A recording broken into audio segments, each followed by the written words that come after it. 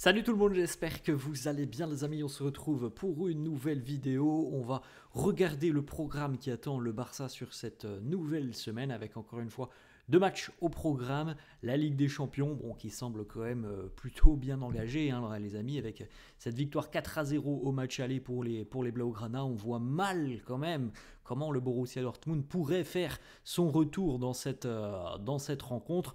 Donc voilà, c'est quand même... ça semble quand même très très bien parti pour les Catalans. C'est demain ça à 21h. Et puis ce week-end, évidemment, la course au titre en Liga se poursuit. Le Barça reçoit du côté de Montjuïc le Celta Vigo. Ça sera samedi à 16h15. Le Celta est une équipe assez joueuse, qui est capable de poser des problèmes à n'importe qui, mais qui a aussi quand même beaucoup de lacunes et de largesse défensive. Et donc les Catalans seront certainement en mesure de poser beaucoup de problèmes au Celta, quand on voit le visage du Barça et quand on voit la fébrilité défensive du Celta.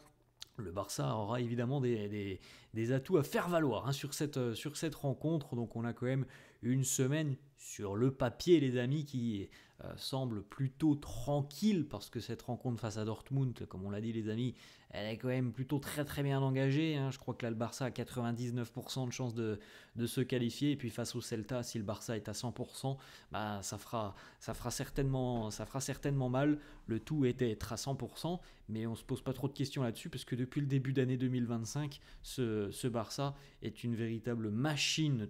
Quasiment tous les 3 jours, on a une équipe qui se met à 100% dans chaque rencontre. Il n'y a pas un match où le Barça est moins dedans. C'était compliqué face à Leganés, mais le match en lui-même, il est très sérieux. Après, cette équipe de Leganés, c'est une équipe bien organisée qui met beaucoup d'agressivité, et c'est pour ça qu'on n'a pas eu les 3 ou 4 buts entre guillemets habituels. Mais encore une fois, l'implication, le sérieux était présent du côté des joueurs, et c'est une victoire qui fait aussi évidemment beaucoup de bien, parce qu'il faut aussi les gagner, ces matchs-là où c'est fermé, où on n'a pas beaucoup d'occasions. Le Barça a été en mesure de les gagner. Les unes des quotidiens, les amis. Mundo Deportivo qui titre Leader Inigo, avec Hansi Flick qui apprécie énormément l'apport d'Inigo Martinez, que ce soit sur le terrain, mais aussi en termes de leadership dans le vestiaire. Il a pris une place très importante. Inigo Martinez, c'est quand même l'un des joueurs les plus expérimentés du groupe catalan. Il a une voix qui porte dans le vestiaire. Il est très écouté. Son caractère, son investissement défensif sont loués par son entraîneur Hansi Flick. Autre petite information, on en parlera dans quelques instants, Alejandro Balde, c'est quand même la mauvaise nouvelle du week-end côté Barça, la blessure d'Alejandro Balde. On poursuit les amis avec la une de Sport qui titre Imperdonnable. Voici l'image arrêtée du carton rouge de Kylian Mbappé hier. On attend maintenant la durée de la suspension pour Kylian Mbappé. Alors, étant donné que l'arbitre a annoncé que Kylian Mbappé jouait le ballon, elle sera vraisemblablement comprise entre 1 et 3 matchs. Normalement, d'après plusieurs médias espagnols, ça sera 1 ou 2 matchs pour Kylian Mbappé de suspension. Donc Mbappé devrait être disponible pour affronter la Coupe d'Europe, parce que c'est pour affronter le Barça en finale de Coupe d'Europe, parce que c'était là évidemment le nerf de la guerre, les amis, c'était de savoir si au final, après ce carton rouge, il allait pouvoir disputer la finale de la Coupe du Roi. Et ça devrait être le cas. Dani Olmo, ok, Balde, KO, on en parlera dans quelques instants les amis. Il y a une bonne nouvelle et malheureusement une mauvaise nouvelle côté Barça. Le boulot sur cette année 2025 est quand même assez exceptionnel. Encore une fois, les Catalans sont tout simplement imbattables, injouables même en 2025. La série se poursuit, toujours aucune défaite. La dernière défaite, les amis, c'était juste avant la trêve de Noël. Vous vous en souvenez, ce fameux match face à l'Atlético Madrid où le Barça avait dominé de la tête et des épaules, et au final le Barça s'était fait punir par les Colchoneros. Depuis cette défaite, aucune équipe n'a réussi à battre le Barça. Alors il y a eu quelques petits matchs nuls par-ci par-là, Mais sinon, le travail est très très bien réalisé par les hommes d'Hansi Flick qui voilà, se mettent dans de très très bonnes dispositions en Liga, en Ligue des Champions et en Coupe du Roi. Le classement, les amis, du championnat, le Barça est leader avec 70 points. Il ne reste plus que 7 matchs à jouer en Liga. Il y en a 4 à la maison, notamment pour les Catalans. Cet avantage aussi cet avantage prépondérant d'avoir plus de matchs à la maison, c'est quand même très important. Barça 70 points, le Real deuxième avec 66 points, les amis. Et puis ensuite là ça commence à être décroché. L'Atlético a un match en moins mais 60 points, donc la course au titre se joue véritablement entre le Barça et le Real. On poursuit les amis avec voici le calendrier des 7 derniers matchs du Barça pour cette fin de saison en championnat. Donc là déjà on va encore avoir deux réceptions consécutives. On en avait parlé il y a à peu près 3 semaines les amis. Le Barça allait enchaîner une série quand même de 5 matchs sur 6 à domicile en championnat. Et donc là, le Barça a fait le plein de points à domicile en prenant 9 sur 9 il y a quelques jours. Là, on a encore 2 consécutifs à la maison. Le Celta, ça sera ce week-end. Et puis en milieu de semaine prochaine, ça sera Majorque. Les 2 à la maison, ça doit faire 6 sur 6, évidemment. Ensuite, déplacement du côté de Valladolid, qui est déjà condamné, les amis, sera relégué. Vous le voyez, Valladolid a 16 points, donc Valladolid est déjà relégué. Donc normalement, là aussi, ça doit faire 3 points de plus pour les Catalans. Et puis ensuite, la fin de saison est quand même, semblerait un petit peu plus compliqué, alors que la réception du Real à la maison, le déplacement pour le derby 3 jours plus tard du côté de Barcelone face à l'Espagnol, ensuite réception de Villarreal qui est aux portes d'une qualification en Ligue des Champions, et puis déplacement du côté de Bilbao qui est 4ème. Donc voilà, là on a quand même 3 matchs consécutifs là où le Barça doit faire 9 sur 9, et puis ensuite ça sera quand même peut-être un peu plus compliqué au niveau du calendrier, mais quand on voit le visage affiché par le Barça à l'heure actuelle, on ne peut pas écarter la possibilité que le Barça fasse quasi un sans faute jusqu'en fin de saison, étant donné que les Catalans sont très très souvent dominateurs de tous les matchs et de tous les adversaires qu'ils affrontent.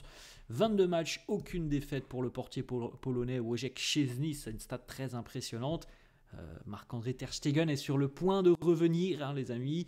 On verra s'il aura peut-être du temps de jeu. On verra quelle sera la gestion de Szczęsny, quelle sera la gestion de Ter Stegen. En tout cas, l'apport du Polonais est assez hallucinant. Une équipe pour laquelle tu aimerais jouer, c'est la réponse de Marc-André Ter Stegen. Il nous dit aucune. Je suis très heureux ici. Il est très dévoué au Barça. Marc-André Ter Stegen, il n'a jamais fait de bruit. Il est en train de revenir là, les amis. On le voit de plus en plus à l'entraînement. Donc le retour sur les terrains est imminent pour le portier allemand. Une petite photo de Hansi Flick, encore une fois le grand sourire hier à l'entraînement. C'était une séance plutôt light et tranquille pour les joueurs après la victoire face à Leganés. Le sourire d'Hansi Flick, le travail a été bien réalisé face à Leganés. Maintenant focus sur le Borussia Dortmund avec certainement peut-être quand même quelques petits changements dans le 11, c'est ce que l'on peut imaginer parce qu'il y a un avantage qui est net et le Barça peut peut-être un petit peu gérer cette rencontre sans manquer de respect au Borussia Dortmund.